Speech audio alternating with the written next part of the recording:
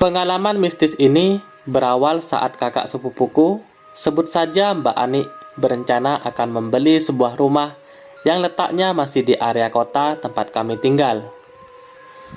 Tanah beserta rumah yang besar dan luas itu dijual dengan harga yang terbilang murah.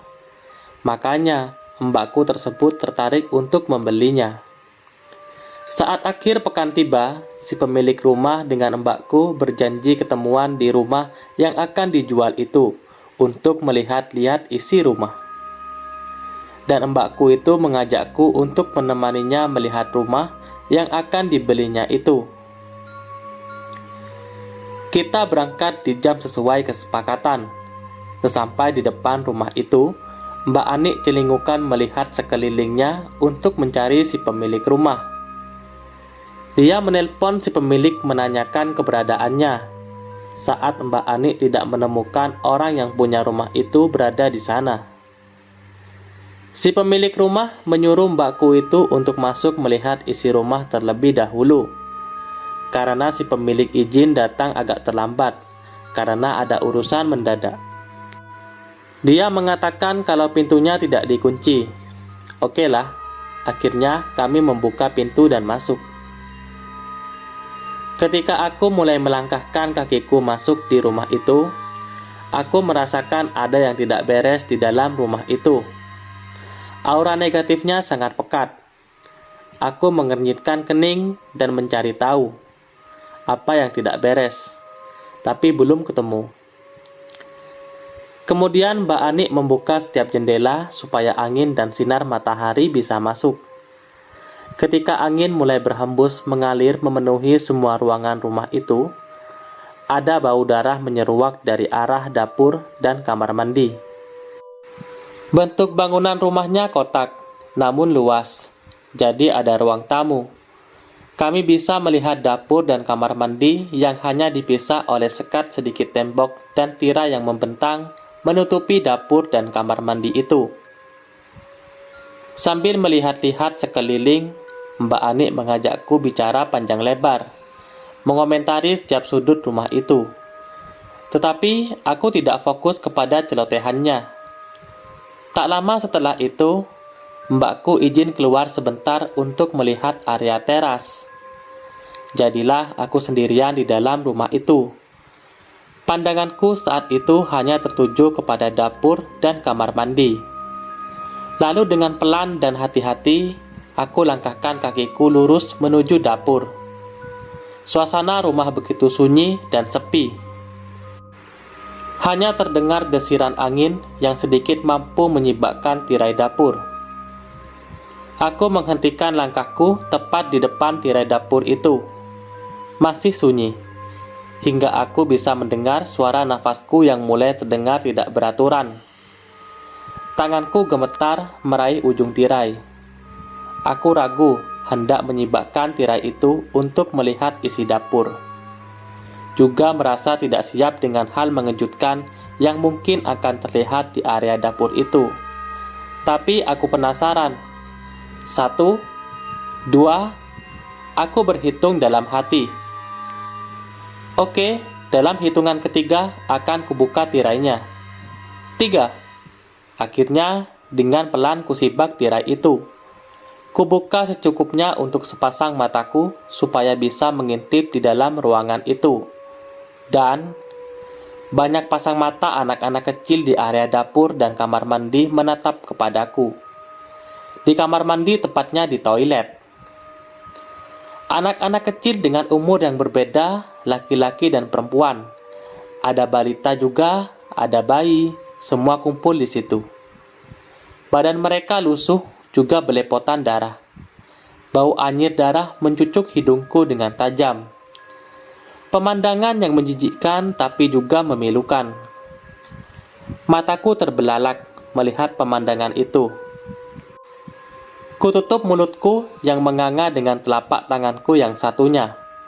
Dengan segera, aku berbalik arah hendak lari dan... Au! Mbak Ani! Pekikku. Kaget melihat Mbak Ani yang sudah ada tepat di belakangku. Entah sejak kapan. Apakah ini bayi-bayi yang mati karena aborsi? Ya, anak-anak kecil ini. Tapi siapa yang melakukannya? Apakah si pemilik rumah? Di dapur inilah mereka dikuburkan. Lantai dapur ini tertutup keramik. Terlihat masih baru dipasang. Apakah keramik ini dipasang dengan tujuan untuk menghilangkan jejak? Bayi aborsi itu juga ada yang dibuang di toilet. Natalia, kok kamu terlihat tegang gitu? Tanya mbakku dengan menyelidik. Kenapa? Tanyanya lagi.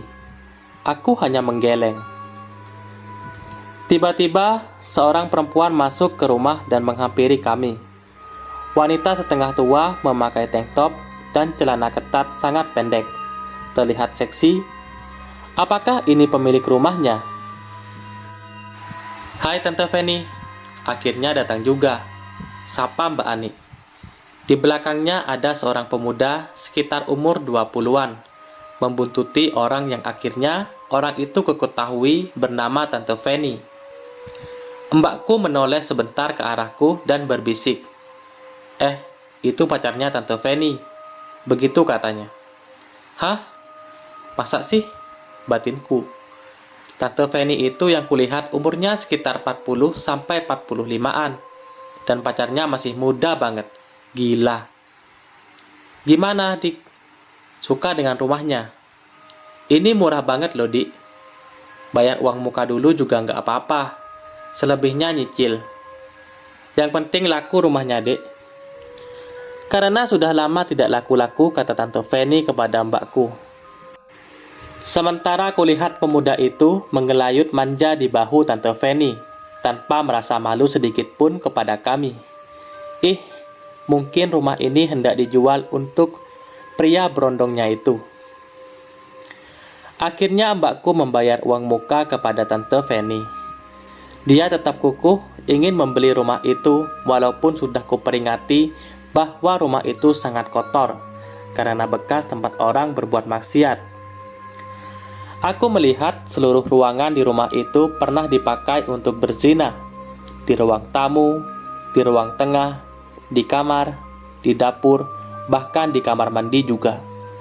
Setiap sisi dan sudut rumah penuh dengan kotoran, kemesuman. Juga terdapat jimat untuk menarik setiap pria supaya ketagihan datang lagi ke rumah itu. Jimat itu ditanam di lantai pintu masuk kamar tidur utama. Sosok jin dalam jimat itu berupa seorang wanita cantik bergaun pink, tetapi gaunnya lebih menyerupai asap. Dia berterbangan kian kemari di sekitar pintu. Sementara di ruang tamu, kulihat ada juga jimat yang ditanam bertujuan untuk menolak orang yang berniat jahat, seperti mencuri atau merampok. Jimat ini berisi jin yang sosoknya tinggi besar, berambut gondrong, acak-acakan, dan berwajah bengis.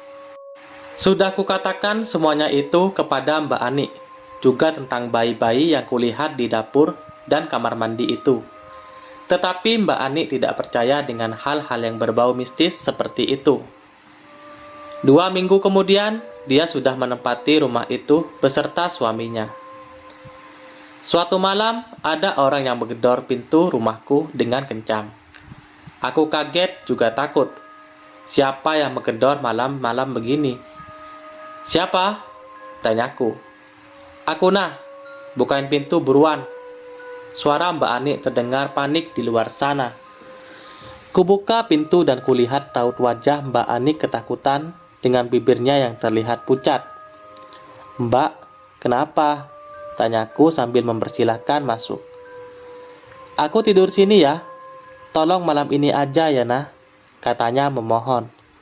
Loh, suamimu kemana Mbak? Tanyaku. Dia lembur, pulang besok pagi. Nanti kuhubungi dia kalau aku tidur di rumahmu, katanya sambil memohon. Kubimbing mbakku itu untuk duduk di ruang tamu. Kusuguhkan teh hangat supaya kepanikannya reda. Mbak, sebenarnya ada apa toh? Tanyaku hati-hati. Mbak Ani menyeruput sedikit teh hangat yang digenggamnya, lalu dengan bibir gemetar, dia menjawab lirih. Ada suara bayi menangis di dapur, nah. Suaranya sangat pilu terdengar. lalu disusul suara anak-anak kecil mengerang dan berteriak. Ketika aku cek dapur, di sana dapurku sudah tak beraturan, padahal tadinya rapi. Aku tersentak kaget. Juga di hari-hari sebelumnya, saat aku mandi, ada suara anak kecil tertawa cekikikan. Saat itu kunyalakan shower.